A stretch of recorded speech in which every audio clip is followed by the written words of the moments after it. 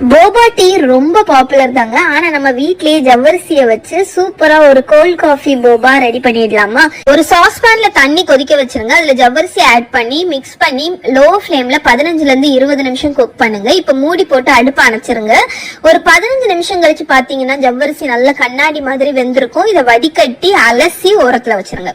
Serving கப்ல instant coffee, sugar, hot water, கொஞ்சம் condensed milk ஊத்தி நல்லா மிக்ஸ் பண்ணி அதுல வேக வச்சிருக்கிற இந்த சாகோ ஜவ்வரிசி ஆட் பண்ணி நல்லா கலந்துருங்க. சில்லான பால் சேர்த்து மிக்ஸ் பண்ணி சர்வ் பண்ணீங்கன்னா உங்களோட cold coffee sago ready. Try பண்ணி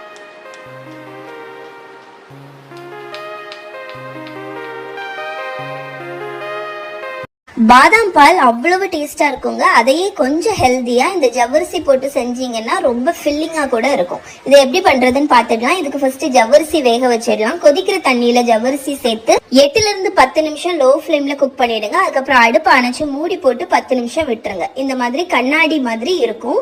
இதை வடிகட்டி அலசி ஓரத்துல வச்சிருங்க. பாதாம் மில்க் பவுடருக்கு பாதாம், பனக்கற்கண்டு, ஏலக்காவை பவுடர் பண்ணிருங்க.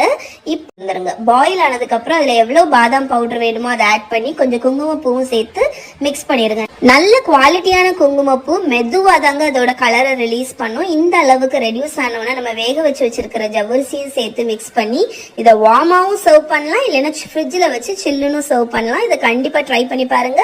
ட்ரை பண்ணி பார்த்துட்டு எப்படி இருக்குன்னு சொல்லுங்க.